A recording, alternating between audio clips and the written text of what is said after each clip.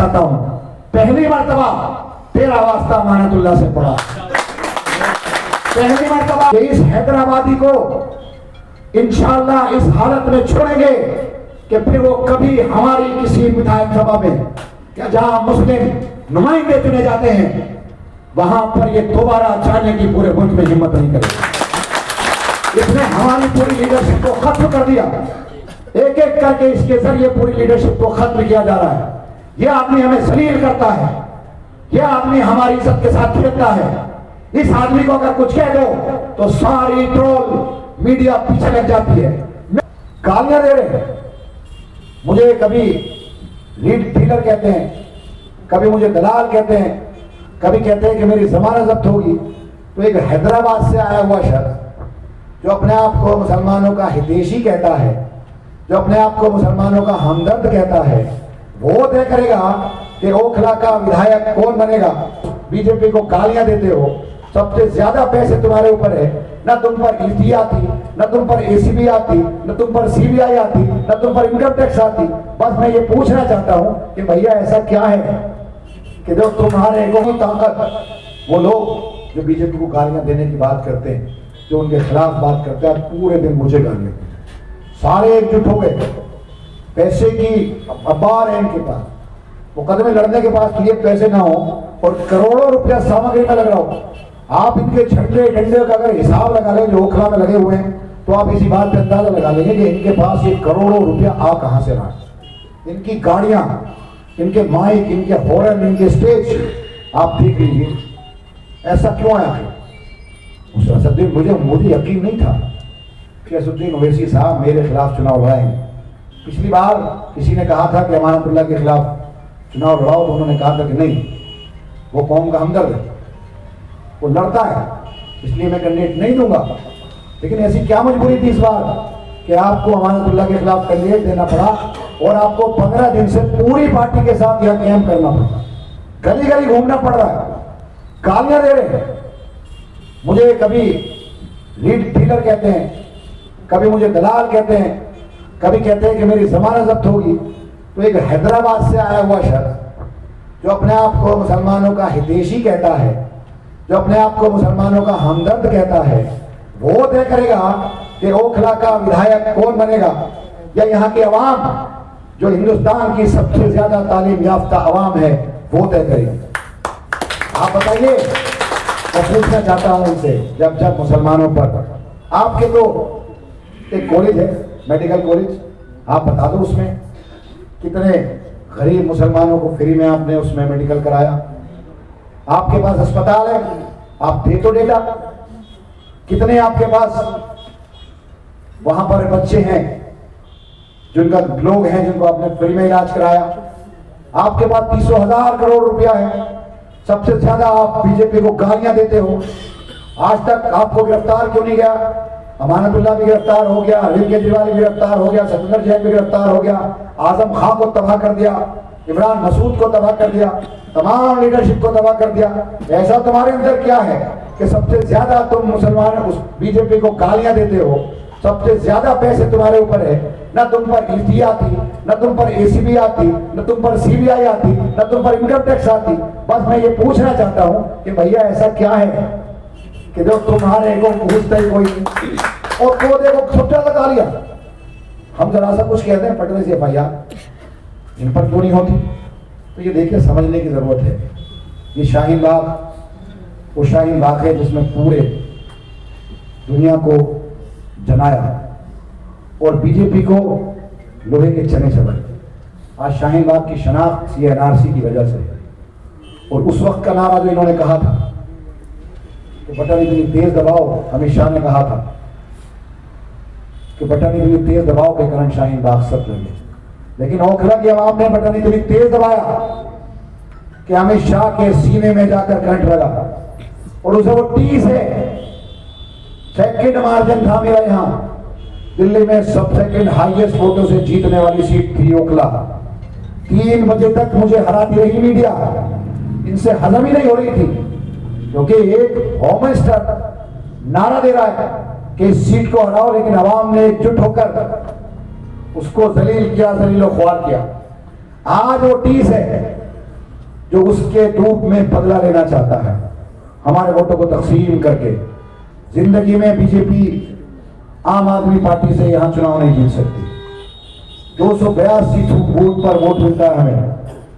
BJP 2.5 ward में लड़ती है, कांग्रेस कुछ 2 वार्ड में लड़ती है, हम पूरे 5 वार्ड में लड़ते हैं और 5 वार्ड में हिंदू भाइयों का मुसलमानों का बराबर वोट मिलता है। हमारे वोट को सिर्फ तकसीम करके ये सीट को जीतना चाहते हैं। और ये ऐसा नहीं है कि एक साहब कह रहे थे कि कैसे ये जीतेंगे। मैं बता दूं आपको, जो सेकुलर हिंदू है, जो आम आदमी पार्टी का वोटर है, उसकी पहली पसंद आम आदमी पार्टी है, लेकिन दूसरी पसंद MIM नहीं है, भाजपा है। अगर उसे ये लगेगा जैसे ये माहौल बना रहे हैं सारे मीडिया कि MIM और बीजेपी का इलेक्शन है, तो अगर MIM बीजेपी का इलेक्शन होगा तो वो सारा वहां पोलराइज हो जाएगा जब लगेगा कि आम आदमी पार्टी का विधायक नहीं जीत रहा। और उस सूरत में ये सीट किसी भी हालत में नहीं बच सकती। ये सीट को बीजेपी को अगर कोई हरा सकता है तो सिर्फ हम हरा सकते हैं, आम आदमी पार्टी हरा सकती है। और मैं बात ये कहना चाहता हूं ईमानदारी से कि अगर आप लोग या ओखला की आवाम सच में बीजेपी को हराना चाहती है तो वो झाड़ू का बटन दबाए। और अगर उन्हें यह लगता है कि किसी और को बटन दबाकर बीजेपी हार जाएगी तो ये उनकी गलतफहमी है। ऐसा कभी नहीं हो सकता। यहां से इन 2 वार्ड से जीतने के लिए 90,000 वोट चाहिए, जो किसी भी सूरत में ये ले नहीं सकते। अगर ये जीत नहीं सकते तो सिर्फ हमारे वोटों का ये तकसीम कर रहे हैं, नुकसान पहुंचा। और इस हालत में औरंगाबाद से, महाराष्ट्र से मेरे पास बहुत सारे टेलीफोन आते हैं कि हमारा भाई, क्योंकि मीडिया, सोशल मीडिया आज पूरा तरह से ट्रोल कर रहा है। बीजेपी की सोशल मीडिया काम कर रही है, पूरा इनकी MIM की पूरी सोशल मीडिया काम कर रही है। आप देखिए कि मेरी फेसबुक पेज पर जाकर देखिएगा, कमेंट्स देखिएगा। कोई हैदराबाद से बात कर रहा है, कोई औरंगाबाद से बात कर रहा है, कोई झारखंड से होगा, कोई सऊदी अरब से होगा, तो लोकला का है ही नहीं कोई। तो आज पूरी मीडिया मेरी इमेज खराब करने में लगी। प्रशासन मुझे चुनाव हराना चाहता है, सारी ताकतें मुझे चुनाव हराना चाहती हैं। आज कांग्रेस हो या MIM हो, इनके तमाम लीडर यहां पड़े हुए, डेरा डाले हुए लोगों को बीजेपी फंड दे करके ये कहती है कि तुम बीजेपी को तो न लड़ाओ, लेकिन वहां MIM को लड़ा दो या कांग्रेस को लड़ा दो, आसान होगा वोट तकसीम करना। हमें बहकाकर, हिलाकर, सारी चीजें करके, दिखाकर, सोशल मीडिया के जरिए इस सीट को बीजेपी हथियाना चाहती है। और जब हथियाएगी तो आपको सोच कर देखिए कि हमारी माएँ बहनें जब मनीष चौधरी के यहाँ जाएंगी अपने लेटर साइन कराने, आधार कार्ड के लेटर पर साइन कराने, तो हमारे सीने पर क्या करेंगे। आज औरंगाबाद के लोग, महाराष्ट्र के लोग कहते हैं कि भोले भाले मुसलमान इस आदमी के बहकावे में आ गए और आज रो रहे हैं कि क्या हो गया है हमसे। कहीं ऐसा ना हो कि ये सीट जो आज आपके पास है, जो हम आपके मसाइल हल करते हैं, हमारे पास हर कोई आ सकता है। हम रात को खड़े होकर सीवर साफ कराते हैं, दिन में खड़े होकर सीवर साफ कराते हैं। आपने ऐसा कोई विधायक नहीं देखा होगा, कोई नेता नहीं देखा होगा जो पूरी पूरी रात जाग कर आपकी सड़कें बनाता हो, सीवर साफ कराता हो। मेरी हजारों मिसाल है। जैसा भी हूं आपका ना, कहीं ऐसा ना हो कि छोटी मोटी नाराजगी की वजह से बड़ी गलती कर बैठे, फिर हम कहाँ जाएंगे सीवर साफ कराने, कहाँ जाएंगे पानी लेने। यहाँ तो लाइट 24 घंटे पहले भी नहीं आती थी। अगर ट्रांसफार्मर फूट गया तो किससे गए, क्योंकि MP है उनका। आज 12 साल 11 साल हो गए MP को, एक काम उसने नहीं किया, ना कभी आया ना हम जानते। बीजेपी के MP 3 बार बदले, पहले महेश गिरी थी, फिर वो क्रिकेटर था, अभी आया, हम जानते ही नहीं, ना कभी वो आता। ऐसे अगर उनका विधायक जीत गया तो वो कभी नहीं आएगा, क्योंकि हमारे वोट तो तकसीम करके वो जीता है, हमारे वोट हासिल करके नहीं जीतेगा। तो ये समझना बहुत जरूरी है और आपको फैसला लेने की जरूरत है। माहौल मैंने बता दिया कि आम आदमी पार्टी का उधर भी इतना वोट है। आफ्ताब भाइयां बैठे कि बता देंगे कि जसोला में कौन लड़ रहा है, आली में कौन लड़ रहा है, JJ कॉलोनी में कौन लड़ रहा है, तैमूर नगर में कौन लड़ रहा है। भाजपा से हम लड़ रहे हैं, यहाँ भी हम लड़ रहे हैं। तो जीतने की हालत में सिर्फ हम हैं, ये वोट काटने की हालत में है। और कहीं ऐसा ना हो कि ये जीत जाए बीजेपी वाले और फिर पूरी दुनिया में ये मैसेज जाए कि शाहीन बाग को हमने हरा दिया। एक मैसेज तो ये होगा, दूसरा मैसेज ये होगा जो आज संभल में हुआ, 6 लोगों का कत्ल हुआ, 2000 लोगों के खिलाफ FIR दर्ज की। एफआईआर इसलिए दर्ज की कि खौफ का माहौल पैदा किया जा सके। आज उत्तर प्रदेश मिसाल है हमारे, आप बोल नहीं सकते उनके खिलाफ, आपके पूरे खानदान को तबाह और बर्बाद कर देंगे। ये बात मैं कह रहा हूँ, सच है ये। आज अगर मुसलमान डरा है, खौफ में है, तो इसको डराया गया, खौफ में रखा गया, जुल्म की सारी हदें पार कर दी। संभल एक मिसाल है कि संभल में 2000 लोगों का नाम सिर्फ इसलिए लिखा कि संभल का हर एक आदमी डरे और संभल के तर्ज पर पूरे हिंदुस्तान का मुसलमान डरे। आज जामिया नगर ओखला इतना महफूज है कि अगर फसाद मेवात में हो रहा है तो आबादी ओखला की बढ़ती है, फसाद अगर मुजफ्फरनगर में होता है तो आबादी ओखला की बढ़ती है, फसाद अगर चन्नापार में होता है तो आबादी ओखला की बढ़ती है। क्यों? क्योंकि ये अल्हम्दुलिल्लाह इस मुल्क का सबसे ज्यादा महफूज इलाका है। और ये पहले आपकी बिल्डिंगें तोड़ेंगे, फिर आपका कत्लेआम करेंगे, फिर मैसेज देंगे पूरी दुनिया को कि वो शाहीनबाग जहां से हम विधायक जीते और फिर उसका इनका ये हाल किया।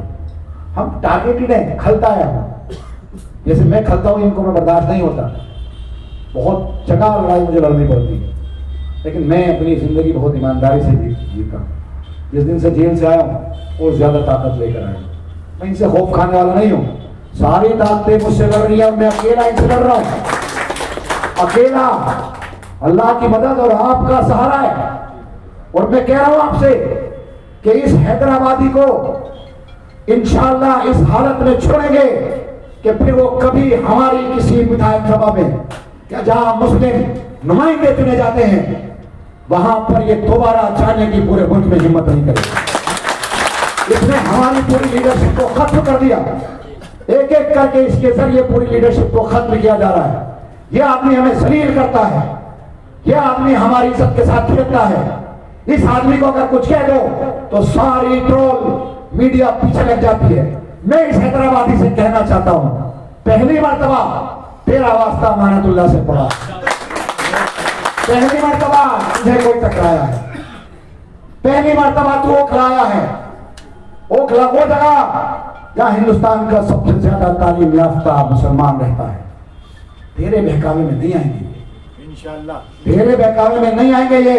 अभी देखा है हमने कुदर की, अभी देखा है हमने मीरापुर, अभी देखा है हमने महाराष्ट्र, किस तरह वोटों की तकसीम करके 48 कैंडिडेट सिर्फ 2000 वोटों से कम महाराष्ट्र में हारे, ऐसी वोट तकसीम की।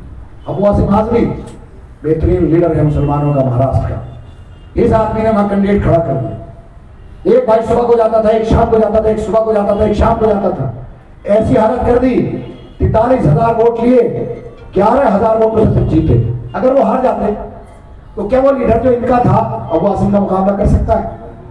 ये जो लीडर लेकर आए हैं, क्या आपकी परेशानी में खड़ा हो जाएगा, तकलीफ में खड़ा हो जाएगा, आपके मसाइल को पूरा कर देगा? मैं आपसे पूछना चाहता हूँ, क्या कांग्रेस की हुकूमत बन रही है?